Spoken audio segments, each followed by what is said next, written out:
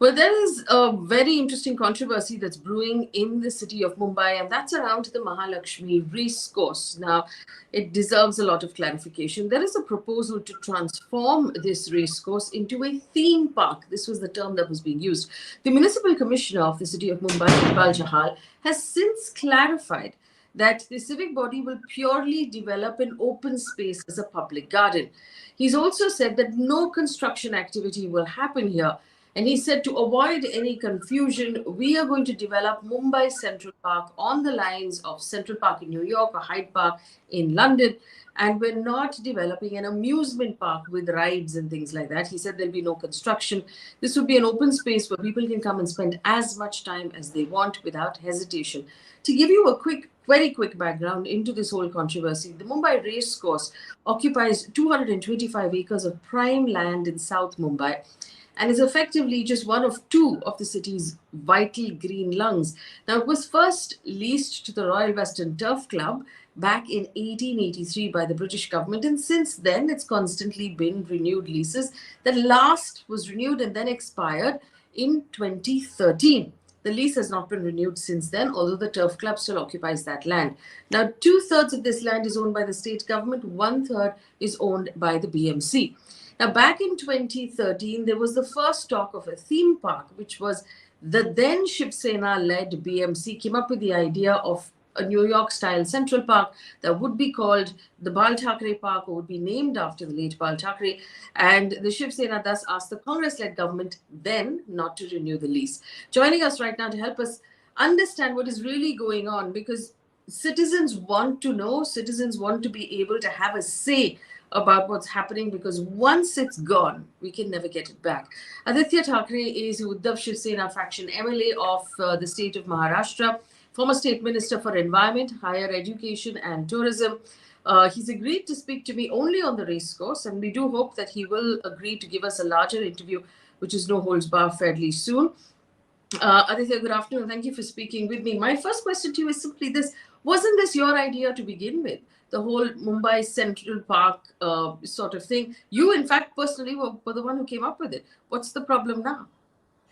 Faye, also very interestingly, you just said that I've only agreed to speak on the race course because there's a lot of horse trading also going on. So not speaking on the political horse trading in the races out there, only on the race course. So thank you for having me on your show. And I've been seeing you've also been posting about it. You've been posting facts about it. And one of the things that led me to also text you about this whole thing was yesterday I saw a post from you which said that the municipal commission has clarified really that there won't be a theme park, now there'll be a central park. I think the first question is whether he really is knowing the difference between a theme park and a themed park. That is where it starts off from. For us, as you rightly said, we had also proposed an open space there. The whole idea was in 2013 when the lease of the Mahalakshmi Racecourse came to an end. The idea is, or rather was back then, to develop an open space which is only about landscaping and plants and basically increasing the green cover there. Now, typically, if you see, the RWITC uses only the racetrack for 36 days. That's it. Out of 365 days, only 36 days you have racing happening there. The rest of the days you have obviously this huge open space, 226 acres, where you have concerts, where you have yoga going on, people go for a run, morning walk, everything. The idea would have been to create a few water bodies around there, to create landscaping, and obviously to have this open space as it is for the people. You also mentioned it was going to be a memorial for my grandfather, which is actually not true because the memorial is happening at Chhatrapati Shivaji Maharaj Park, right opposite it. This was a rumor spread by some people back then. This was supposed to be known as the Mumbai Park, or as it is. But yes, there was a bigger theme of landscaping there. Only natural landscaping without a single brick or mortar thing coming in there. Now, what has happened is over the years, obviously, we've been speaking to people, speaking to the RWITC members, speaking to people of ARC, people who go for a walk and stuff like that. And they obviously weren't fully on board for something which is to be an open space. I mean, as it is an open space, it is open to all, but they weren't on board to go for a change. Therefore, we held back a little because we said, when you run governments, when you run the BMC or the state government, it is for the people. You have to listen to the people. You've got to keep it as an open space. There have been multiple times in the past where leaders from various parties have proposed, aerodrome there, a helidrome there, someone wanted a theme park, someone wanted a Mumbai Eye. Why do you need any construction in an open space which is as beautiful as it is? It's a 226-acre sink.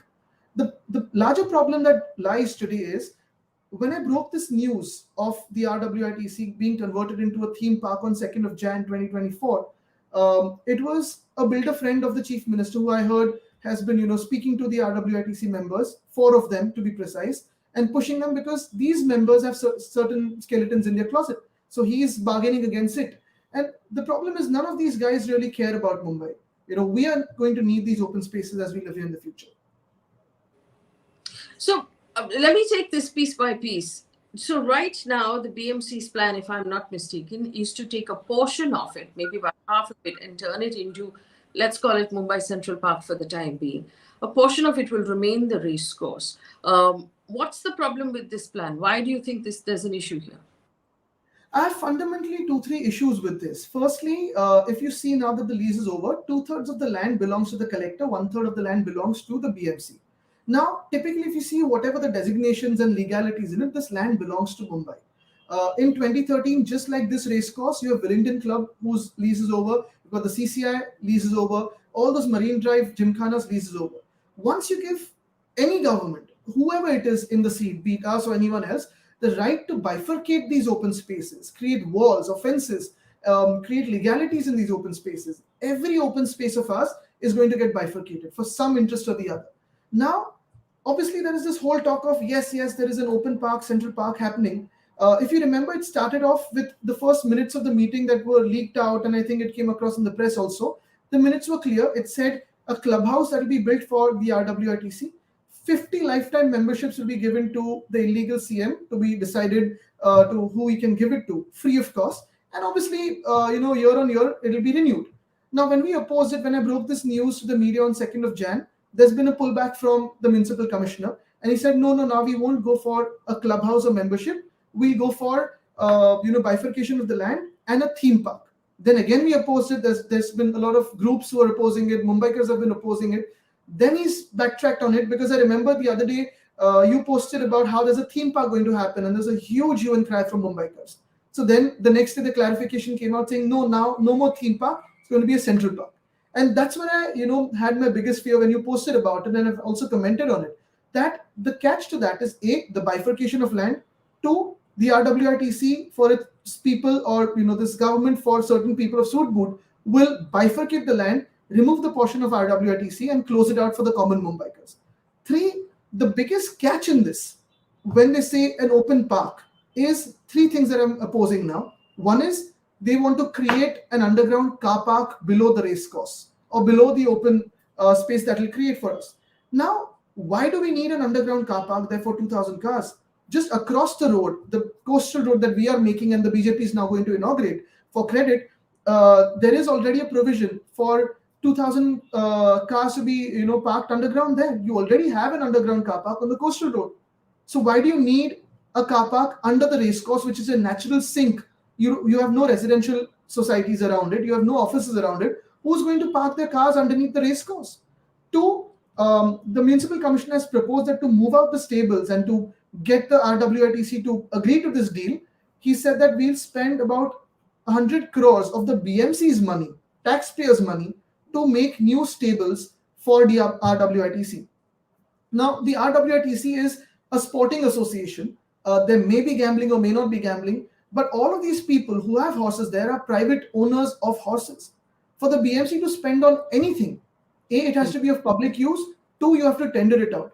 Who is the municipal commissioner in his authority to decide where Mumbai's taxpayers' money will be spent in absence of the mayor or the corporators? You have no municipal representation from the people for the last 2 years.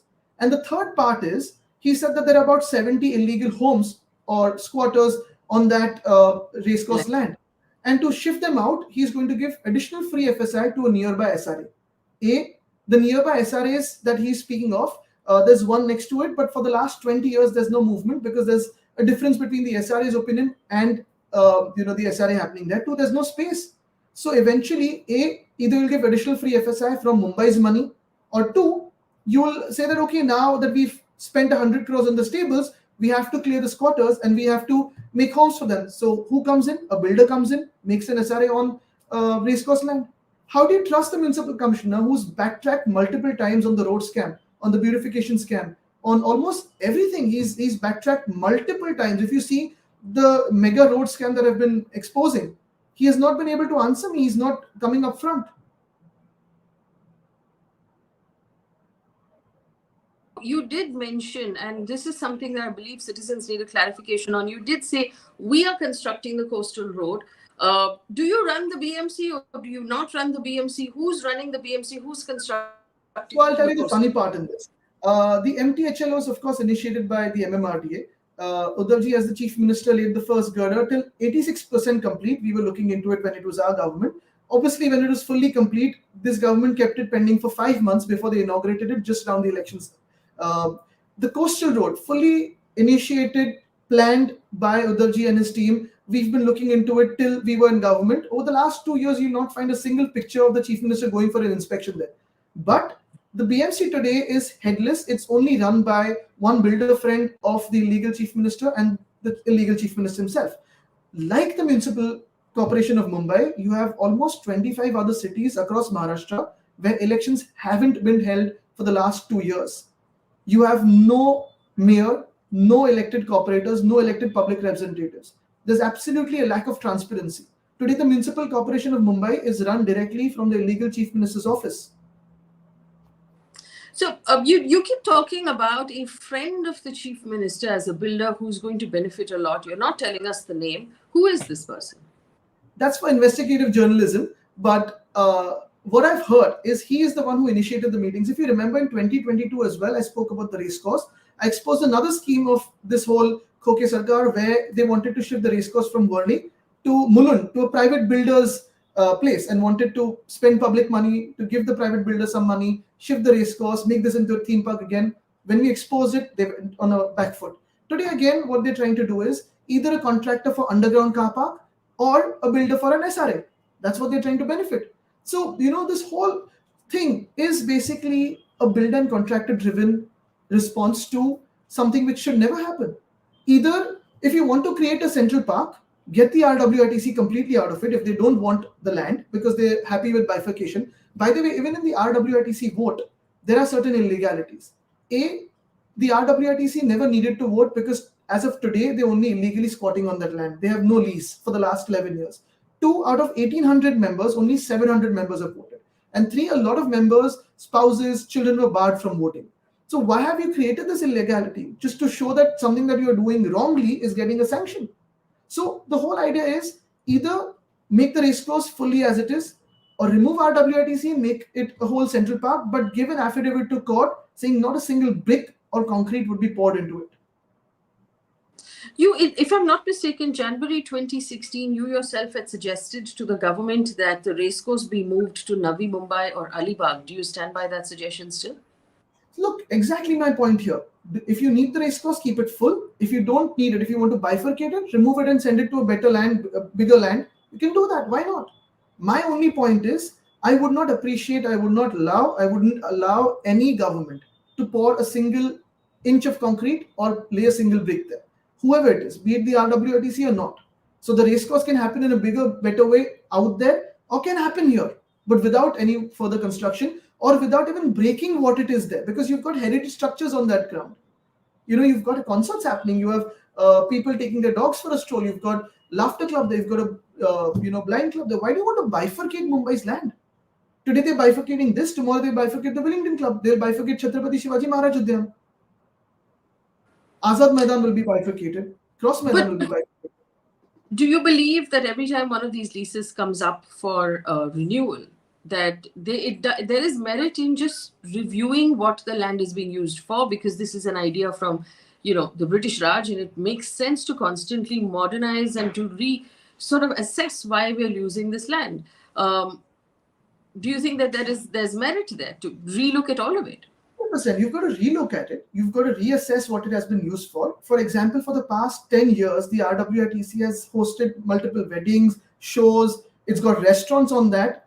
Have they been penalized for it? Have they been taxed for it? Have they been paying an adequate amount of taxes to the BMC or the state? That's for something to be reassessed. But while doing that, you also have very good activities like the ARC, yoga clubs, all of it going on. My point is only this, that while you reassess things, do not destroy something that is going on well, do not destroy nature. For example, I'll give you another example. Where the ceiling begins on the Bandra side, right? You have a 30-acre plot, which is actually meant to be an open space. It was given to the MSRDC for a casting yard.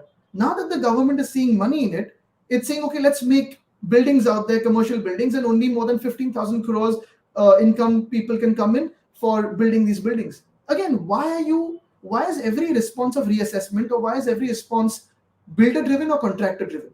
Why do they see money everywhere? Why don't we see a sustainable future anywhere?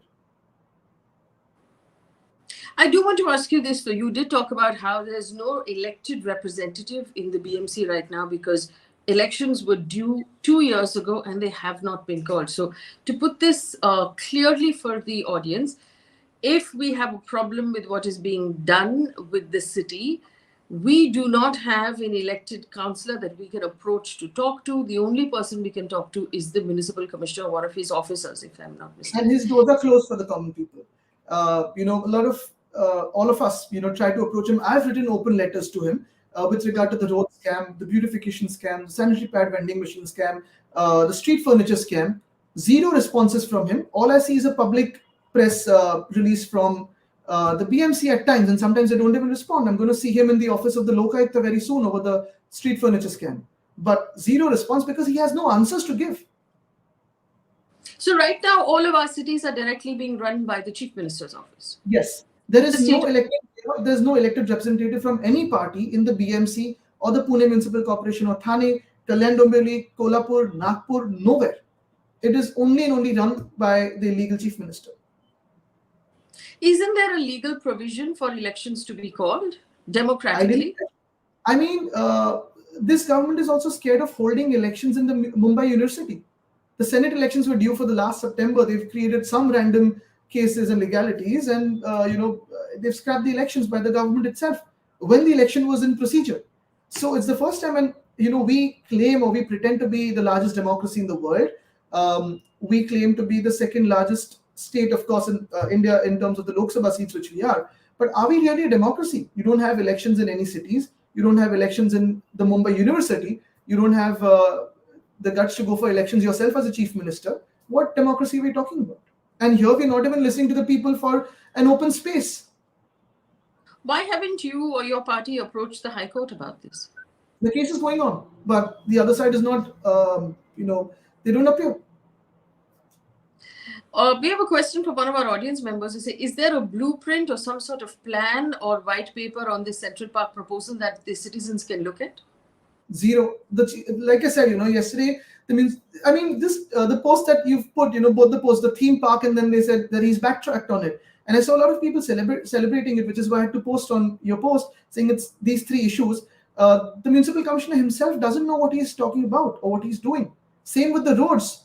Out of the 6,000 crore tender, I can vouch for this that not even 50 roads have been completed today over the past 1 year, and he's going for another 6,500 crore tender. What do you suggest citizens do at this point? See, to be honest, the only way for us is to wait for elections.